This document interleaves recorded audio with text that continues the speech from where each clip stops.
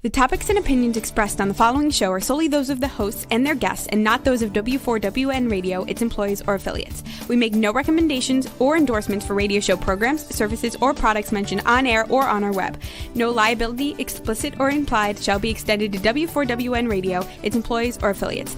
Any questions or comments should be directed to those show hosts. Thank you for choosing W4WN Radio.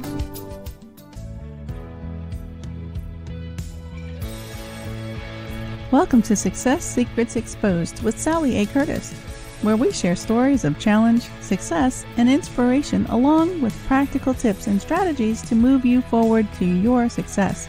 And now, here's your host, Sally A. Curtis.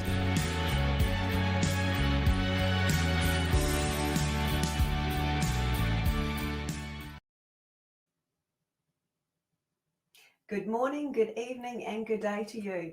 Welcome to the show today. I was just saying to my guest, I'm not sure whether I'm excited or nervous. So today will be a playfully naughty show, but very, very insightful as it relates to creating and building dynamic relationships. So I'm super excited by today's show because we're going to be exploring some work that I have actually done with this guest today personally. So let me tell you a little bit about Gary.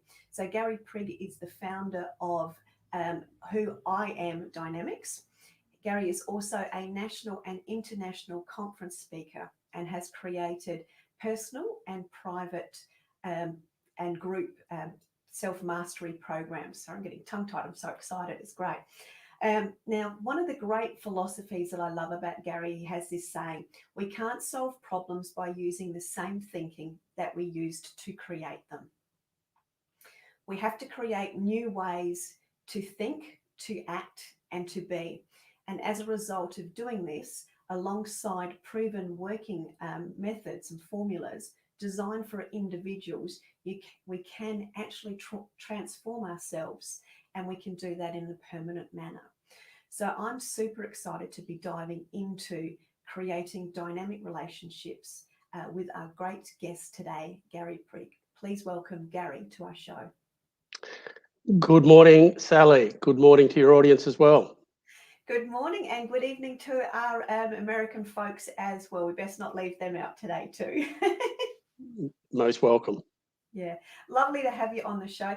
I'd love you to share a little bit of your backstory as it relates to how you came about the knowledge and the expertise that you have. Now, I know everything that you do is related to transformation, to business transformation, to life transformation and personal transformation. And you've got extensive background in business, in very high senior roles as CEOs and being on the chairman of the board, etc. And you've also been the co-pilot to many successful businesses. But we're going to sort of deep dive more into the relationship side of things because obviously that's what we wanted to talk about today. And that's the work that you and I have done. But can you share a little bit of the backstory as it relates to where you learned some of the key philosophies that we'll dive into today? Thanks, Sally. About 25 years ago, I became involved with children with cerebral palsy. And these were little ones from the age of about 12 months, 18 months old. And these were the most severe children. Watching programs that they became involved in under the principles of conductive education, these children were taught how to use their brain. Now, when children get cerebral palsy, it's lack of oxygen to the brain before, during, just after birth. So that part of the brain never, ever recovers. So these programs could teach these children over time how to stand, how to step, even if it was with walking frames or sticks. But it was a progressive teaching of the brain, not the mind, the brain, how to better be able to use its capacity to teach the physical ability and the mental ability to then for these kids to have a much better life. Most of the kids ended up going to mainstream school, but what struck me was in that synergy and the transition across into who we are is that if children with cerebral palsy can learn skills to better apply and use their capacity in day-to-day living, why is it that adults don't do the same thing with one of the most fundamental things in their life, which is relationships? You know, you can have a business plan, terrific. You can use a GPS in your car to get to your destination.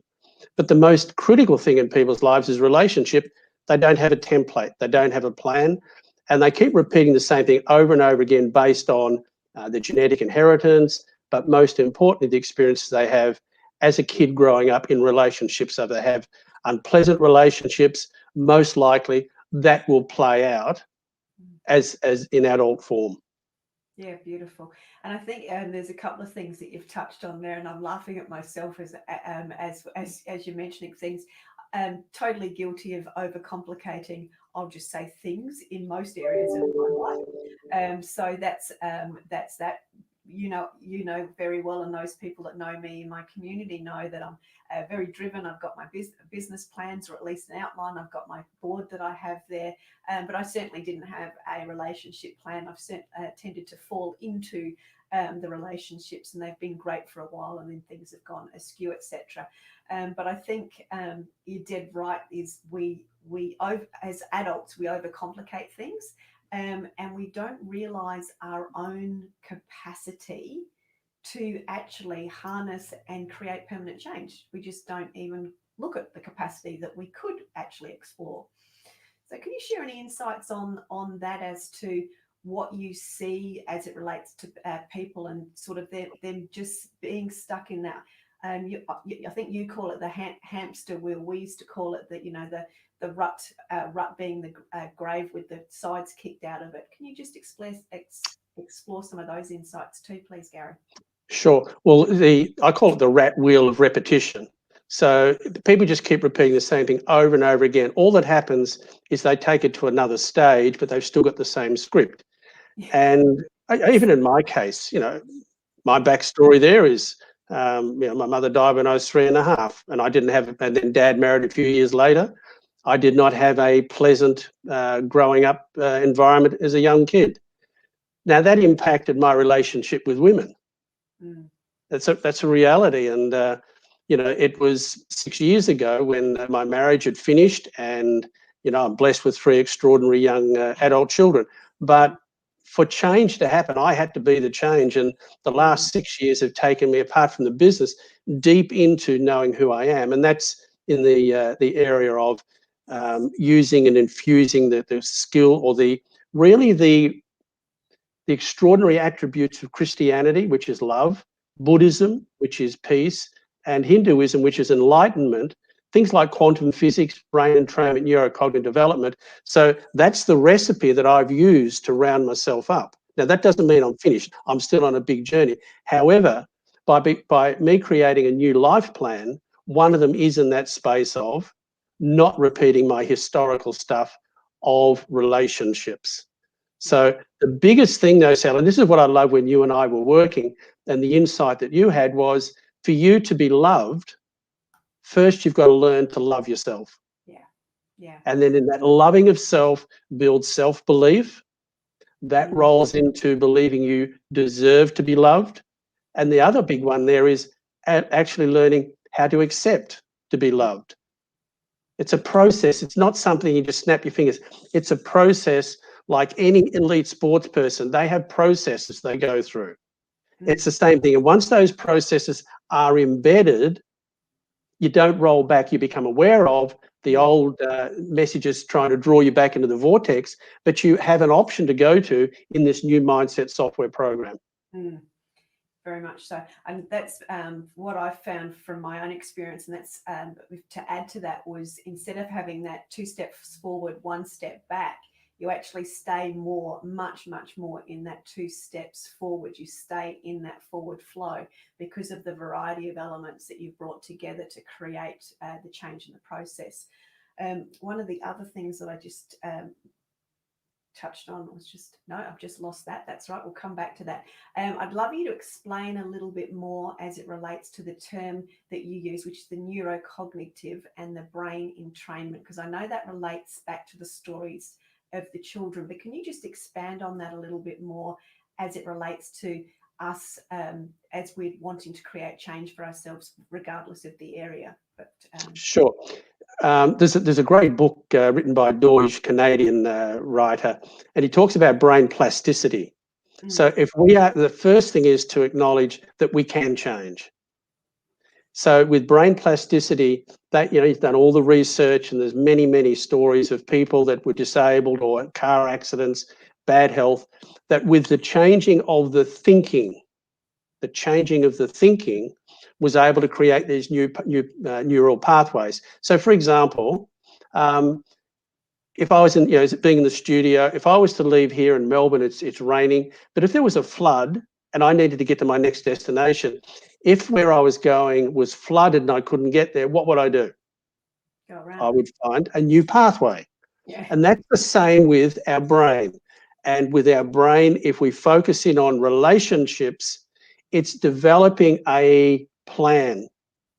And that plan, it's just not snap the fingers. It's a really important plan. It's simple. But then once you develop the plan, there's a whole process we go through. You know, look at your relationship history and just don't think about it. I get my people to write it down. What is your relationship history? And that's where all of a sudden you have these insights. Oh, wow. When my mother or my father or my brother did this, or my first girlfriend did this, that became embedded, and that's the way I responded with every relationship thereafter. Yeah. So if I had someone who was dominant, who was cruel or kind or whatever, that became a reference point I would go to. So when I would meet someone new, for example, well, not me, but if anyone meets someone new, you've got to be conscious of the reference points you go back to. And that's why by developing your own new program of who you desire to be.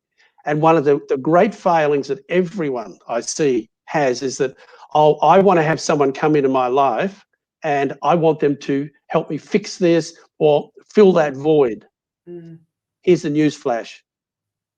If that's what you intend to do, your next relationship is going to fail, or it will be nowhere near that dynamic, healthy, vibrant relationship that you could have.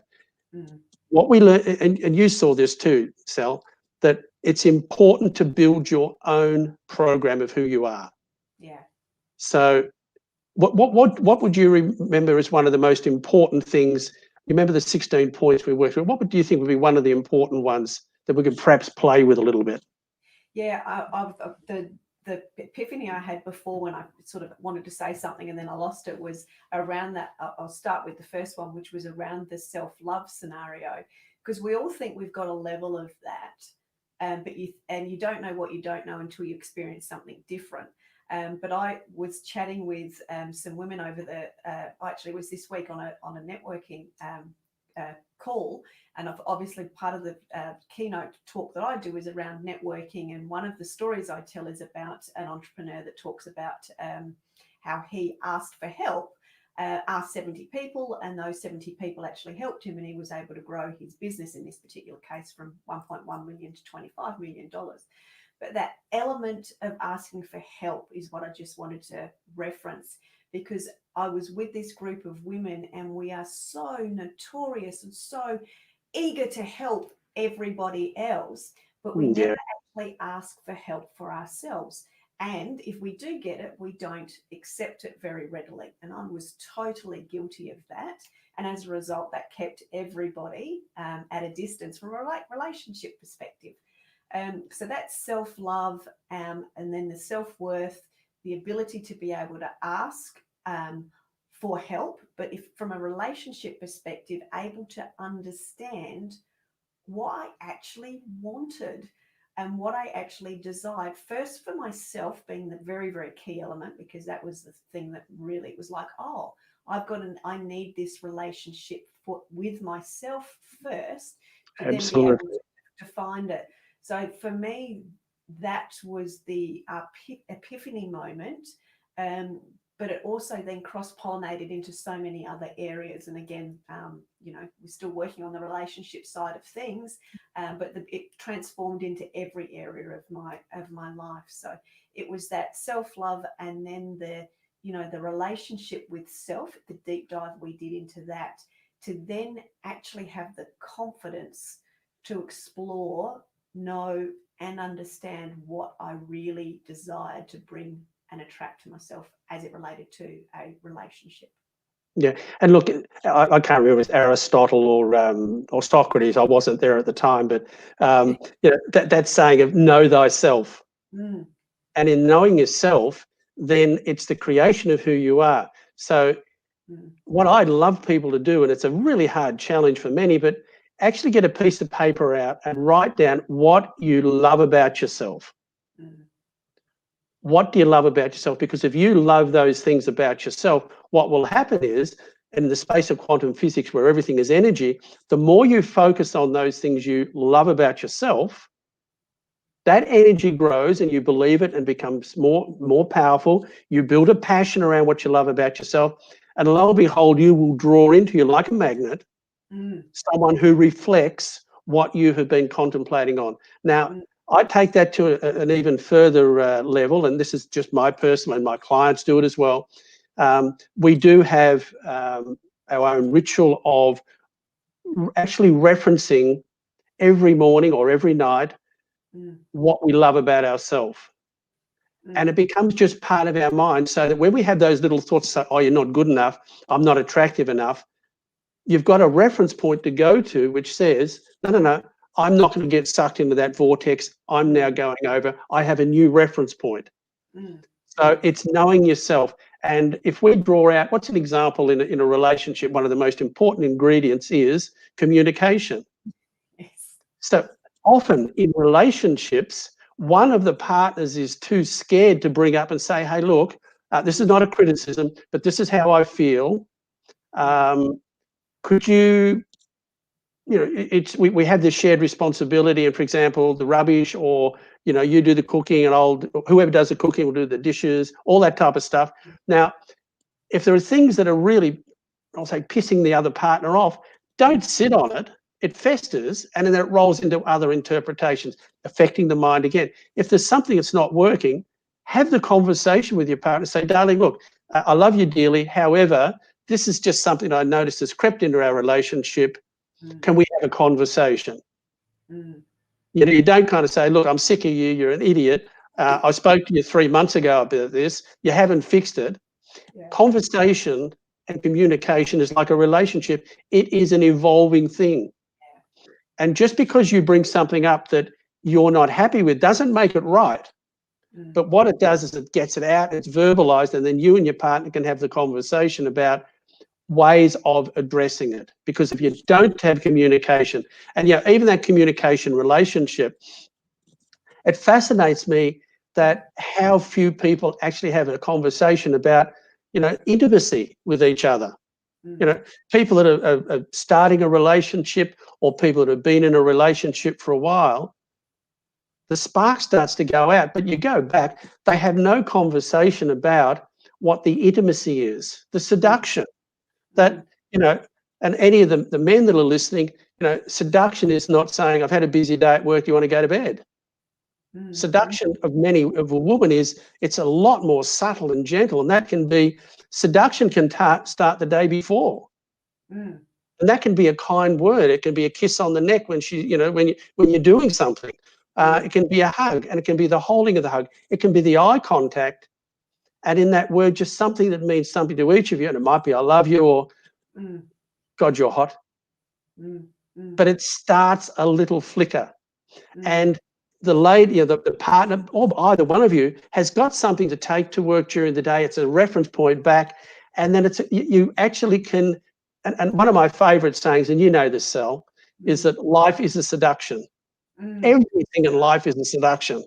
Yeah. And if people can take that away, everything can be pleasurable. Yeah. Everything can be joyful. So that in the conversation, the communication of intimacy, how that relates to and just not going into the bedroom, but how you have the conversation. One of the things that I found dynamic about you, Sal, I'm not going to get too personal here. Okay, you're safe. But you are such a successful businesswoman. Yeah. And you dress, the way you present yourself, and the dynamic way you change businesses, in what you do, and LinkedIn and all of that. And there's this wonderful professional facade, but underneath is this woman who's saying, well, I think I'll keep hiding in my business. Yes. Okay. However, that was the previous Sally. But what I love now is that you had the courage to step into your own space and say, well, yeah, historically I had, nice partners. However, it didn't work. What can I do now to create a whole new dynamic? And those couple of, I think we did 4 or 5 hours together on that. Did that not change the way you thought? And did that not change the way you viewed yourself in the presence of, first of all, who you are, and then in the presence of men and women, so that you started to radiate? The woman that I, 2 or 3 months ago, and who you are now, you actually are radiant because you've started to lock into your own beauty. But you've also, those 17 points we worked on, you clearly defined what your desire was for you, and then with the focus of those 17 desires about relationship, whether it be intimacy, whether it be my partner, financial goals together, all of those things, that is your template. Now, by focusing as you're doing, what's happening is you're creating the energy, as I said, with quantum physics. That is an energy. There are no gaps in who you are. So you draw to you someone, and this is really important. The person you draw to you is not to fix you. It is to enrich who you are and enhance who you are. And by having that attitude that, yes, I'm open for someone to come and complement, enrich, then you're not giving away your power. Yeah, very true. You think, and for all of your audience, think about this. How many times have you given away your power by not stepping forward and saying, I'm not sure about that, or let me tell you what I desire. We've been together for 4 or 5 years or whatever. Let me tell you what I desire. And you sit down and you work it together. And all of a sudden you find these little diamonds. Oh, wow, I never knew that. Is that right? Wow, if we did that, what would that make you? What would that do for you? So it's a conversation, but if you focus in on your desires, what you want in those 17 points, what happens? What happened to you? That's where the magic happens in the transformation. I've got a couple, and I've got I'm sitting here writing little dot points down. So I've just had another couple of epiphanies as it related to Sally in the business, because that's what I'm really, really, really great at. And I just wrote, one of the things that I always say to clients from a business perspective is, your website's never done, your LinkedIn's never done, we're never done as human beings. We are always evolving. So that sort of usually tips everyone out of their apple cart. But the reality is we actually are always evolving. I'm going to step back. The other key thing from a marketing perspective is to know thyself very, very well. And I naturally look for repeating patterns. Now, the thing that I wasn't doing was I was doing all of that very well in business, but I hadn't looked at the evolution of the relationship side of things. I didn't know who I was really in a relationship because I'd sought out, I'm going to use the term gap fillers. Sally's got gaps here, so she'll find a gap filler for that. And then I was stuck in that repeating pattern of those sorts of things. And you miss, for me, the element that I think I've missed the most was having this, I'm going to call it the Sally in there, but having the fun because there's so much more clarity around the whole of what I want from in relationships perspectives. And the transformation also through working on the rituals that we've done. And I just want to quote one of the intentions. And I'm going to have to bring this back to business because we're still working on the relationship side of things, attracting somebody in. But I have been attracting in exactly what we've mapped out as it relates to business partnerships and collaborations. So one of the statements of intentions that we worked on, that we created, was that I love and accept and appreciate that I have loving, supportive and transformational people in my life, for they are a mirror of who I am. Now, there's lots of things that we've worked on that we've mapped out with lots of great specificity, but I look at that one today because I've just had some proposals, things come in with collaborative partners that I'm working with. Is that a marriage proposal you're talking about, or what? No, not yet. Oh, don't rush me. They do call me the miracle worker. Yes, they do. Very much so. But it was just, for me, it was the significant thing that I wanted to demonstrate there is I am now ready for the relationships as they come in. And that's demonstrated and mirrored in what's happening over in my relationships in general.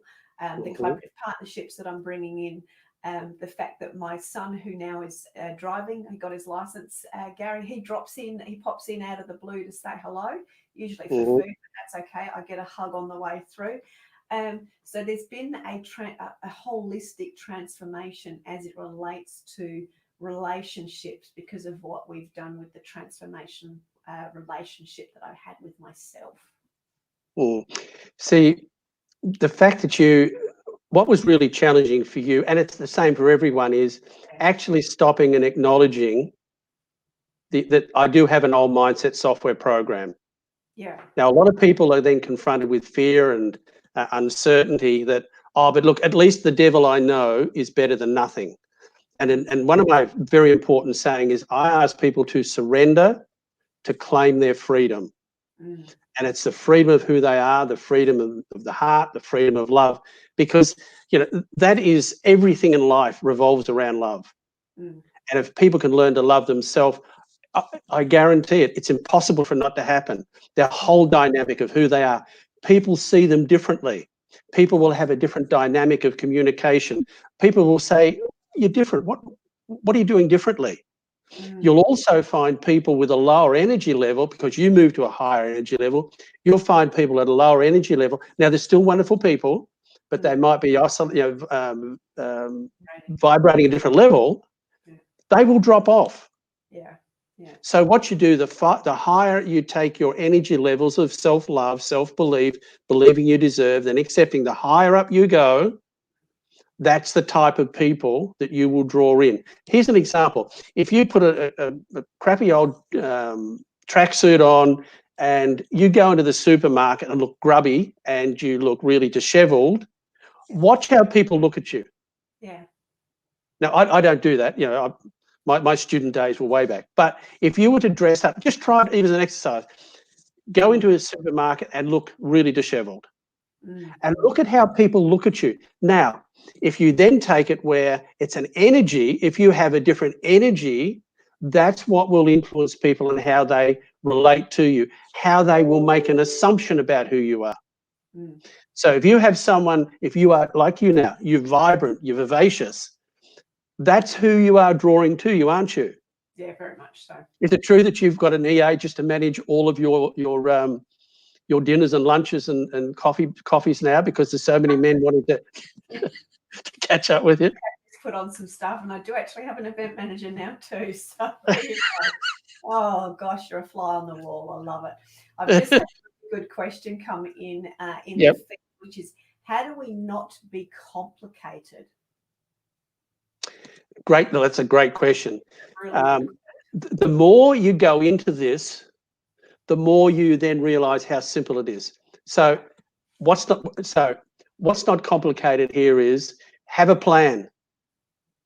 And that's what you've done, Sally, but there's actually a process you go through. It's, you have your relationship, you look at what was working, you look at what's not working, you work your way through it. Then eventually, going through that process, you write down what you not want, need, must have. In quantum physics, if you say I need, want, must have, I wish, you validate it, you don't have it, so you're not going to get it.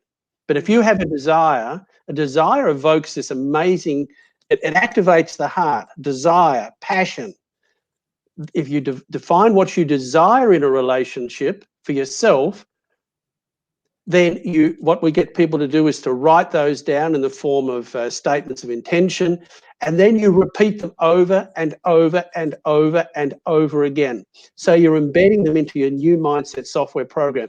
No different to a sports person, for example, whether it be, well, say tennis. Roger Federer had a technique, he had a technique, and his technique was so finite. But then it was simple. He knew when he stepped up to the baseline to throw the ball up, to serve, he wasn't thinking. It was already embedded. And that's the same relationship. What you desire, the 4 or 5 things you desire in a relationship is what you focus on. That becomes embedded. Now, what will happen? There will be times where that old mindset software program, those little gremlins will come at you and say, but you're not good enough. You don't deserve this. Yeah. All you do is, if they say you're not good enough, you flip back to one of your statements of intention, about how you love yourself. I love the way I look. I love my eyes. I love my body. So you go into the space of just totally focusing on you. It's the most important thing in the world. You're not being selfish. It's the word I call is self-full. And once you've written to start with even those 4 or 5 things about your relationship for yourself, you just focus on those, and guess what? Magic happens. I think for me, too, just adding to that, yes, having a plan and a process is key to gaining clarity in anything. But I remember a phrase that was, the world becomes clear. In other words, we become clear when we know the reason why, or we know the why. And for me, the self-discovery of finding that and defining that was actually writing stuff down, not Yes. sitting stewing in the brain, but actually You're getting it out of your head. It's a form of releasing it. Now, Sally, you just mentioned a word. Now, in business, I always go into business, okay, tell me about the why. And that's a Simon Sinek. It's very, very smart, very clever. However, when it comes to ourself, I completely break away from that. And instead of asking why about me, my relationship, instead of asking why, the question I always pose is, what is the purpose? Because if we ask the question why in our own individual lives, we then go into our old mind memory. Again, influenced by our epigenetics, influenced by our environment. So if we ask why, the answer we're getting is already out of date. It's out of date. So by asking the question, what is the purpose? And that's coming back through the heart. What is the purpose? And you don't try and solve it by thinking it. Use what is the purpose? And you've seen this. What happens? The answer comes to you when you sit. Now, I encourage people through, in my own case, I have a brief prayer session, then I go into meditation, and I will ask the questions. What is the purpose? So, for example, this morning, what is the purpose for me doing this interview with Sally? What is the purpose? What came to me was, if I can enrich people's lives where they are happier by having a different dynamic relationship, or finishing a relationship if that has to happen, recalibrating, creating a new plan so that that person can then step into happiness, mission accomplished. And if there's only one person out of your entire audience across the world, I've achieved something remarkable. Yeah, absolutely. And I'm just having a giggle because I know when we sat down and we were working through this process, and I'm just going to point out that when you first start writing, it's not always easy, because Gary commented on the fact that I was screwing up my mouth and I was rolling my eyes a lot when we were going through this. But it's right, when you get past that and get into flow, it's amazing what actually comes out. I'm just going to ask you and this is a reference in your book that you have as a free download for people today, and that we will pop that up across the ticker shortly. But you also talked about the epigenetics. So can you share I always refer to it as the mice story, and I know I tell it to other friends, but can you just talk about what epigenetics is as it relates to the 3 generations of mice, just to give people some Sure. Sure. So epigenetics is what we inherit, or the genetics that we inherit from our parents, grandparents, great-grandparents, going back. So that's what is embedded in our DNA. And so that's just who we are. It's how we then may respond to those genetics that we've inherited. Now, there was research done at a university in America with mice. Now, they had the first generation mice, and they had a happy mouse life, but one day, simultaneously, they released cherry blossom fragrance, and they got a shock at the same time. So cherry blossom fragrance and shock, and they went into spasm. Now, that was repeated over and over and over again. Cherry blossom fragrance, shock, spasm. Cherry blossom fragrance, shock, spasm. Repeated over. So that was embedded. Then they stopped. One day they released cherry blossom fragrance, no shock, just cherry blossom fragrance. And guess what happened? The mice went into spasm. And they repeated that, and it just wasn't a one-off. So the shock and the cherry blossom fragrance generated the spasm.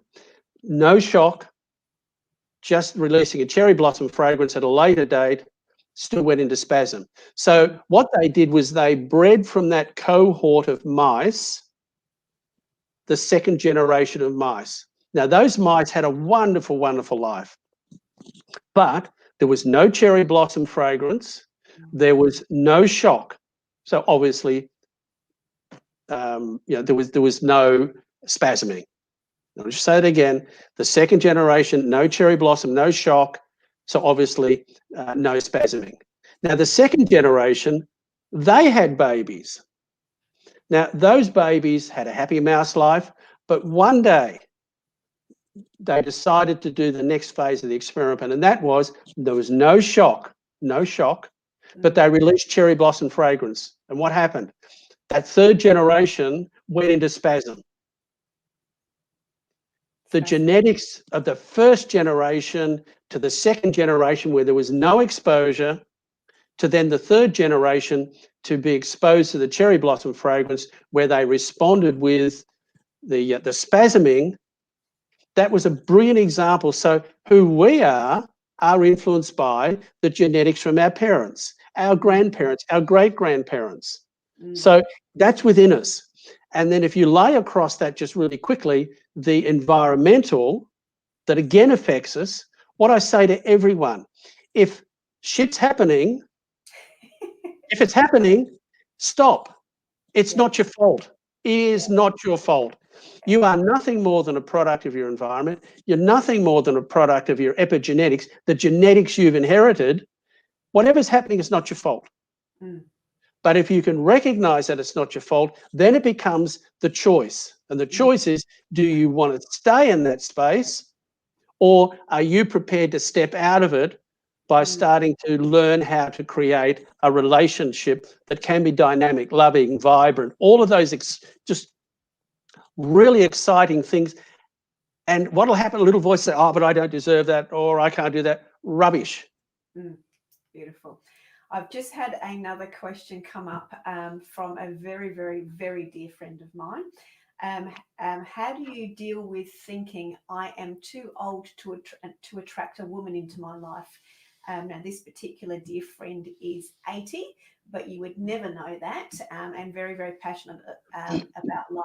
So I'm actually thinking that this might be a bit of an intro for you to actually have a conversation. But do you have any comments for Peter? I do. Peter, the reality is you have many attributes that will be attractive to the opposite sex. Yeah. However, being 80, there is a different way that compared to someone who's in their 40s may want to approach establishing a relationship. So in your case, it's still the same formula. What do you desire in the area of communication? What do you desire in the relationship? Is it where you would be living together? Is that a possibility? Or you have your own independent places? But again, it's simply being able to write up what you desire in your relationship. Because being 80, you are one of the most remarkable people in the universe. Why? Because you have a whole lifetime of experience, knowledge, wisdom. Now, there is a tack onto that for you, Peter, is that with age comes wisdom. And when I say that with age comes wisdom, and my own personal part of that wisdom is the more I learn is the realization of how little I know. Yeah. So, Peter, it's simply creating a template. I'm more than happy, Sal, if you want to have a phone call, Peter, because I'll say this to you, your best lives are the best years are in front of you. Today is a great day. My name wasn't in the obituary column this morning, so I knew it was going to be a cracker day. Yes, absolutely. Yeah, thanks for that, Peter. Thank you, Peter. And Gary. So I also, let me just have a look at my notes, because I know I had lots of little different questions to ask you. And draw in epigenetics and Do you want to, is there anything else in particular from a tips perspective that you want to add or share about relationships specifically? And just while you're thinking on that, I think the biggest thing that I've also want everybody to be very, very aware of, and I'm saying this because what's occurred, and this has occurred for me, and this is very much an edification of the work that I've done with Gary, is that the epigenetics, the way that we've created the scenario versus the way we need to recreate the scenario based on having a plan and knowing what we're looking for, does transpose into all areas of transformation. So that is money, career, lifestyle, well-being, and those sorts of areas as well. I know we're only talking more specifically around relationships today, but the whole encompassing is very much all of those areas to get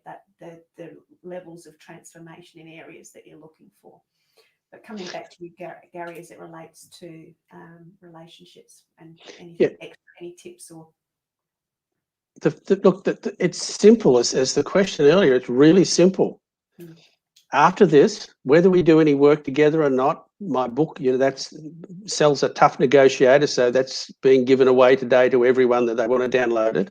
Yep. However, just get a piece of paper by yourself, get a cup of tea, cup of coffee, and sit down and write down what you desire in a relationship. Don't wait for someone else to tell you. Do it yourself. And when you write down what you desire, really focus in on it. Just not once, but reference it 2 or 3 times during the day. When you get up in the morning, when you go to bed at night, have that sitting beside your bed, have 3 or 4 of them. Because what's happening is your eyes are seeing it, you say it out loud, there's the audio that's going into the memory bank here, and you will be surprised at what will happen. And it gets back, remember Sally, we were talking how all of a sudden people start saying, you're different. What are you doing differently? Or how come who are you? You've changed. And that's simply because people have a defined purpose of who they choose to be and what they want to draw in to themselves and then magnetize that back in. But again, relationships, it's the same in all areas of life, whether it be in your business. If you can't define who you choose to be and the purpose of you being in business, if you can't define the purpose of what you're seeking to do in your physical well-being and attributes, in fact, Sally, that's a nice little segue into that, because one of the things that people feel that they're not good enough in a relationship, it may be because of their physical appearance. But if you can be radiant from your heart, it's not the physical appearance that's important that will magnetize or draw people to you. And I have seen it many times where someone says, oh, but I'm overweight. When they step into the space of self-love, guess what happens? The weight starts to peel off because they don't have this protection of the physical protection, or they're not the eating because there's this stress or this tension. It just seems to settle them down. And that's, again, where meditation can be really helpful of slowing the brain down and focusing it on who you are, your love. And I've seen, as I said before, I've seen people lose weight because they feel loved within themselves and then they get acknowledgement. I think that's, as we've discussed and as you've said a number of times, it all comes back to that self-love and the transformation that you get when you work towards the desires, but you follow that proven process. And I was just fiddling with my sheets here because this was the sort of my daily prayers that we work on. And you talked, so I've got the written verbiage of what I'm seeking and where I'm creating the transformations and what my desires are, etc.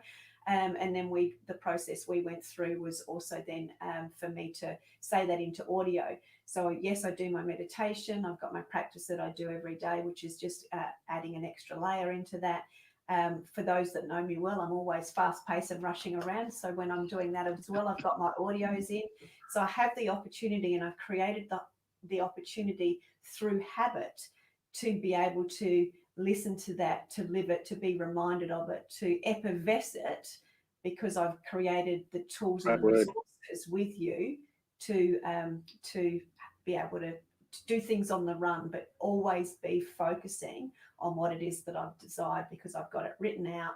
I've got my picture book that I look at, and then I've got my audio that I listen to. And that's been a really great process for me, because it gives me something that I can clutch onto from a habit, which means I can do it and duplicate it daily. Yeah, but when you say clutch onto it, it's more than that. I would say embrace it. Yes, better word. You're embracing yourself. Where you are now of your self-love, self-belief, you really believe that you deserve to be loved. And the process you're starting to open up for yourself now is that you are ready to accept love. And look, love comes in different ways. And what is interesting with our dynamic is that, and for the whole audience, Sally and I have never met each other. We have never met each other personally. And yet we've worked, Sally's in South Australia, I'm in Melbourne, and yet we have worked through Zoom, the magic of Zoom. And if it wasn't for Zoom, we probably wouldn't have created this wonderful dynamic relationship that we have. So anywhere in the world that people are watching, it doesn't matter. There is still a magic of being able to work together. But Sally, what's the one, if I can ask you the question, I'll flip it around on you now. Have I got your attention? Oh dear. Of course. Yeah. For you personally, what is the most powerful thing that has manifested for you since you've really started to own your own self-love? It's multi-layered, but for me, it's having very much the confidence in myself. So I've always been confident outwardly. Yes. A different level of confidence, love, and care for self than there ever has been. So an example of that is, everyone knows I'm really fast-paced. Those that do know me know that I'm very fast-paced, and I do plan stuff out, and I do have my wall plan. But what I have not always done is taken care of myself, taken holidays, taken regular retreats. So that's been a significant shift for me. I've always said it, I've always wanted to do it, but I haven't actually locked it in, because I valued helping others more than I wanted to look after and nurture myself first. So that's been a significant thing, because I've now got quarterly retreat breaks. I've also booked and paid for holidays, so I'm locked in. Right. Which is awesome. So it was very much that self-love, which is then transposed over into confidence, radiance, a difference in my posture. So I actually stand taller now. And I only know that because Rory and I are always, Rory's my son, who's 6 foot, so he's always sort of tapping me on the head and sort of doing this. And he sort of said to me one day, "Have you got shoes on?" And I went, "No, I'm taller, aren't I?" And he went, "You are, I don't like it." There's lots of, there's been just incredible amounts of change. Just for those that are wanting to find out too, just as the ticker goes across the screen, you can actually download Gary's free book, and you've got the URL just going across the screen there as well, so people can have a look at that and connect with Gary as well. So I've got a couple more minutes left, Gary. Any insights from you? Or did I answer the question appropriately enough? Look, you did. If we had more time, I perhaps would say, well, now use the example. You've got a beautiful son. You've been an extraordinary mother.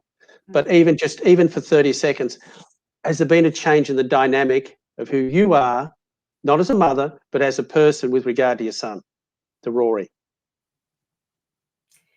Yeah, we've always had a good relationship, but we have a different heartfelt connection. Now, we've always been connected, but we have a different level of joy, is probably the best way to explain. We've always been playful banter, but it's different now. It comes from a different space, and it has more playfulness and more fun to it, whereas it might have been a little bit cutting, or not cutting, but a little bit more quick-witted. It's a different experience now. So if I can use that as an example, Sally, is that all of your audience, if you don't have a relationship, define it. If you are in a relationship and it's not working to your satisfaction, you will feel it. Seek to to explore what you desire for yourself. And then the other part is the rollover on that is with your children. Then there's even your work. So the change in you changes who you will attract if you haven't got a partner, how you will get a different response from your partner, how you'll get a different response from your children, how you'll get a different response from your work colleagues and even your friends. And even so, it is all about yourself. And you get on an aeroplane and they say, if the oxygen mask drops, put it on your own first. Put your own oxygen mask on with your own relationship dynamic. I promise you, do that, life will change. I promise, it's guaranteed. Yeah, absolutely. And I'll totally agree with that. I actually understand what that means now. So thank you very, very much, Gary, for sharing so much with us today. I look forward to the audience grabbing hold of your book and learning more about themselves and taking their next adventure to discover more. So just very, very quickly, next week's show is the very, very first one of Marketing Magic, which will be a monthly episode with Celeste and myself, who are both marketing strategists and marketing problem solvers, and we're going to be talking all things marketing. Next week's topic is your brand identity. So I look forward to seeing you all next week, and if we can all just thank Gary very much for joining us today. Thank you very much. My pleasure. Thank you, Sally. Great to see you again. Likewise. Thank you. And I look forward to seeing you all next week.